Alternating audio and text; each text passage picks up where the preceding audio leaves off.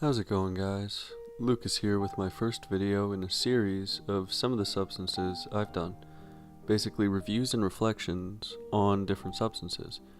I'll try to focus mostly on drugs that I haven't seen too much information on for anyone out there who may be struggling to find solid information on some of these, but I will be touching on some mainstream stuff.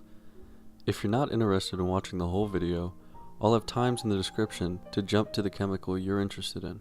After I discuss each substance, I will rate them on a 10-point scale in 3 criteria. The first criteria is enjoyment, 10 being most enjoyable, 1 being least enjoyable. Second criteria is safety, or your odds of overdosing, essentially. Third criteria is odds of getting addicted to the substance, 10 being least likely to be addicted, and 1 being most likely to become addicted. It's worth noting that I don't recommend anyone tries anything I talk about in this video or any video in the future, and I personally don't take drugs anymore. In fact, I'm actually in recovery, and I've been sober for quite a while now. Anyhow, let's get into it. So as you can tell from the title of this video is on the 3 drugs from the 2C series of psychedelics which I've experimented with. I'll just be sharing my experience and thoughts on these. If you want to learn more about the chemistry and things such as duration and dosage, I highly recommend you visit psychonautwiki.org. First up is 2C-B. 2C-B was one of the first psychedelics I ever tried, after I first experimented with LSD and MDMA.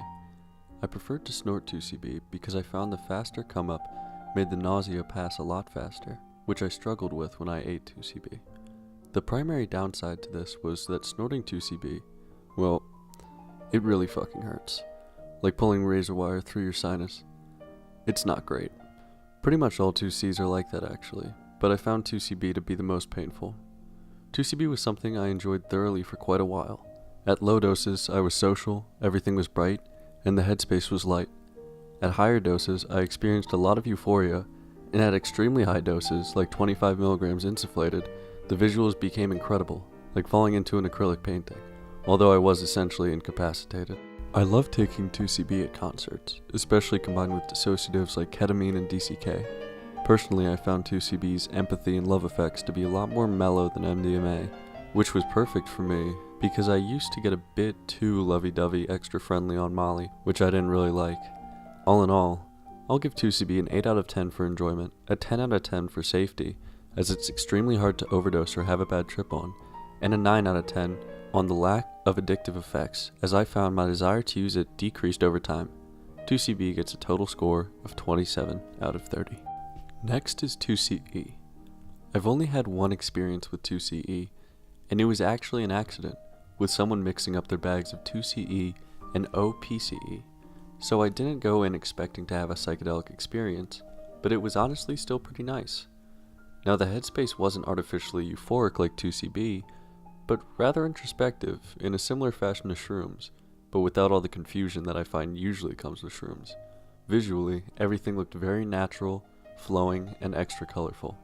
Music was fantastic, and there was a lot of synesthesia between music and visuals, with CEVs containing cartoony mandalas, which waxed and waned to the beat of the music.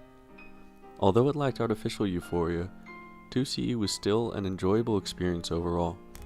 It gets a 7 out of 10 for enjoyment, a 7 out of 10 for safety, as I could very realistically see someone having a bad trip on this, but there are no deaths attributed to it as far as I know, so its risk is still fairly low, and its lack of addiction risk is a 10 out of 10. Even as someone who tends to go super overboard with drugs, I couldn't see myself ever wanting to take this more than once every couple weeks. Overall, 2C-E gets a score of 24 out of 30. Finally, there's 2C-T-2. 2C-T-2 will always hold a special place in my heart. Why? Because it's the drug that made me stop taking psychedelics. The first time I took it, I did it intranasally, threw up a lot, got very dizzy, had very intense visuals. Not that bad. But the second time, I upped the dosage by maybe 3 milligrams, and within minutes I was burning hot, inside and out, sweating bullets. Nothing could cool me down. The visuals were moving violently quickly, jutting out aggressively. Time slowed down to a standstill as I began vomiting painfully, and my room shattered into glass. The burning became unbelievably intense. I stripped down naked, but I didn't know what to do to stop the burning. I became frantic, running into my roommate's room, begging him to kill me, to make the trip stop. I was running around the house disoriented, running into walls, picking up knives but forgetting what knives were and not knowing how to use it, drinking tons of water to try to make the burning stop, rinse and repeat. Eventually, he wrestled me into his car and drove me to the hospital. I continued slamming into walls, praying to God that the blunt force would kill me. Eventually, several nurses restrained me, strapping me into a bed, put up seizure pads on either side of me, as I begged for them to kill me, before they injected me with a benzo, and I blacked out. After a couple of years of experimenting with different psychedelics, taking every precaution every time, doing everything I could to be safe, this drug didn't give a shit about any of that. It took me down hard. While this wasn't my first bad trip, it was my first traumatic one, and my last trip ever. To this day, over 18 months later, when I think about that experience, I find myself returning, to some extent, to that confused, anxious headspace. I have no desire to do it again. Because of all of that, I give 2C-T-2 a 2 out of 10 for enjoyment, because it isn't necessarily totally bad every time, but I never found it fun. A 2 out of 10 for safety, as bad trips are not remotely infrequent, and this drug definitely has the capacity to make them terrible, and I could realistically see this drug causing a dangerous degree of dehydration while overdosing, and therefore potentially death. And a 10 out of 10 for lack of addiction risk, because even when I didn't hate it, I had no desire to use it frequently, and now I obviously have no desire to take it ever again.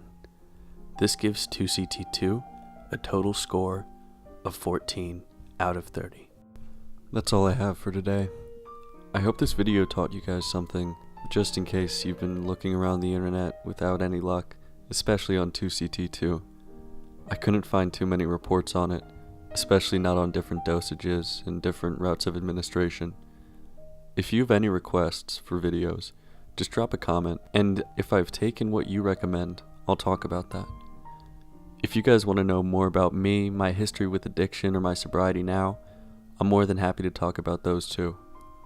Not really sure what direction I'd like to take this channel, but my next video will more than likely not be another review and reflection, but something related to addiction and sobriety.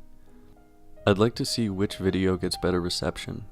I don't care too much about views, monetization.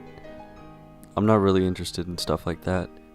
I'm more interested to see what videos can help people the most. Maybe you're confused if you're a drug addict or not, or if you should start taking these compounds, which ones are riskier than others. So I think I'm just going to try a few things out, but there will definitely be more reviews and reflections in the future. Anyhow, thanks for watching, and I'll catch you next time.